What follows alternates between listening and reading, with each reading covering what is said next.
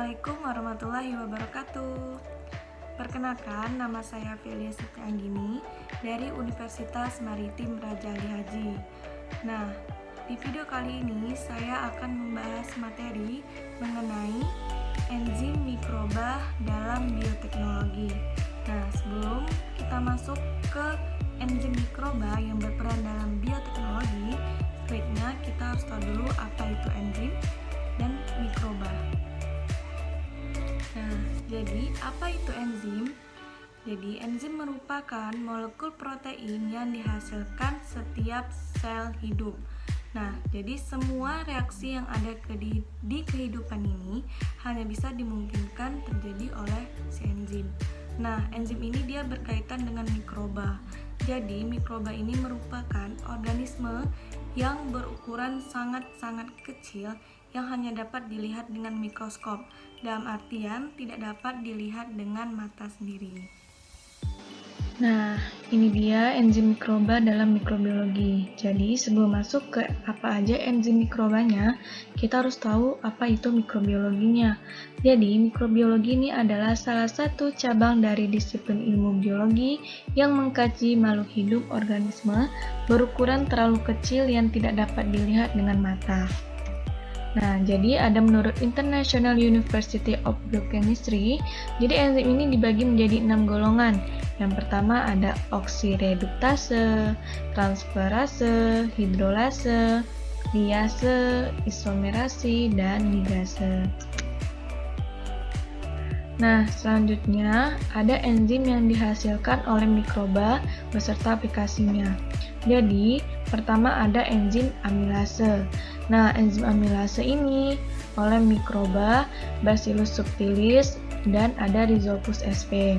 Nah, pengaplikasi dari enzim amilase itu terdapat pada roti, bir, sirup, dan makanan.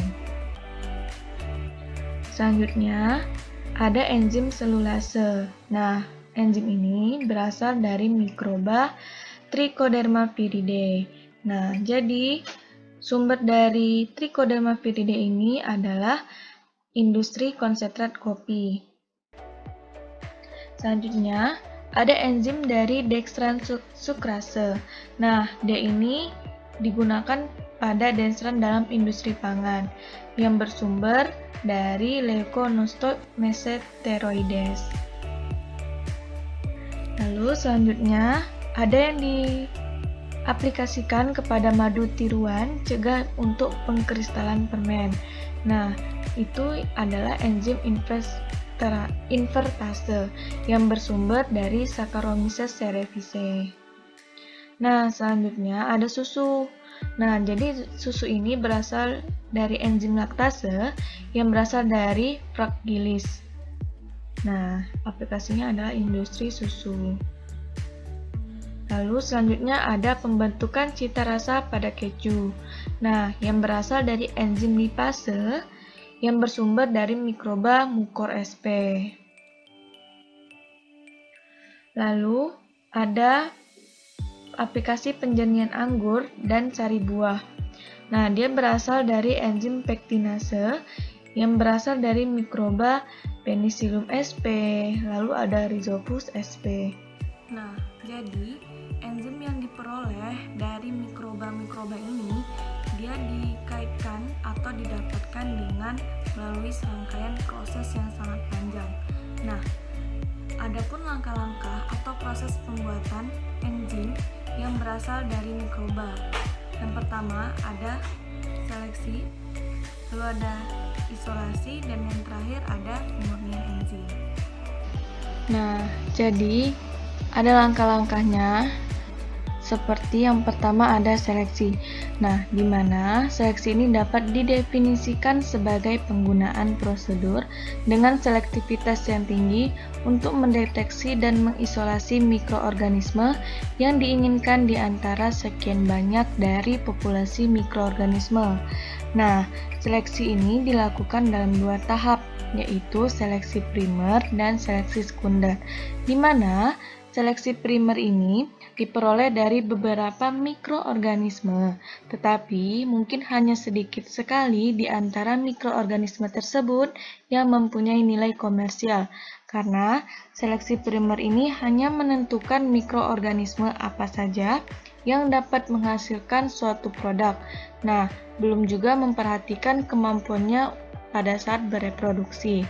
Nah, selanjutnya ada seleksi sekunder, di mana seleksi sekunder ini merupakan tahap seleksi lebih lanjut di mana mikroorganisme hasil seleksi primer yang tidak mempunyai potensi untuk digunakan dalam proses industri atau dengan kata lain disingkirkan.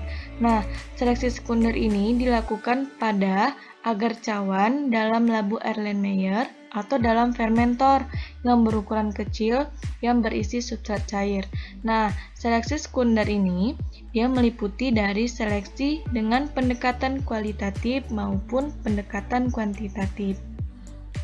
Selanjutnya ada isolasi. Nah, isolasi ini merupakan suatu strain murni pada prinsipnya yang dilakukan dengan cara bertingkat. Nah, pertama, dia dilakukan secara manual, yaitu dengan cara mengencerkannya. Lalu yang kedua, ada dengan mengisolasi dengan media yang bersifat selektif bagi mikroorganisme tertentu yang mungkin masih sama dengan satu golongannya.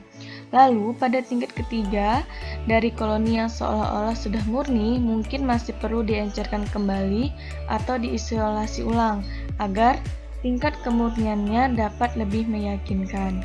Nah, jadi ini merupakan dengan cara tradisional, sedangkan isolasi dengan cara yang modern dengan menggunakan alat canggih yaitu dengan alat mikromanipulator. Nah, alat ini terdiri dari alat manipulator yang dapat dilihat dari suatu mikroskop. Selanjutnya, ada pemurnian enzim, di mana pemurnian enzim ini terdiri dari beberapa tahap. Jadi yang pertama itu adalah pemisahan enzim dari substrat. Nah, biasanya dengan cara disentrifugasi. Lalu masuk ke tahap ekstraksi enzim. Nah, setelah enzim tersebut dipisahkan dari substrat dan mikroba, maka selanjutnya akan dilakukan beberapa tahapan yang sesuai dengan produk akhir yang akan dihasilkan nantinya. Nah, itu dia tadi penjelasan mengenai enzim mikroba dalam bioteknologi. Nah, sekian video dari saya akhiri dengan wabillahi taufiq walhidayah. Wassalamualaikum warahmatullahi wabarakatuh.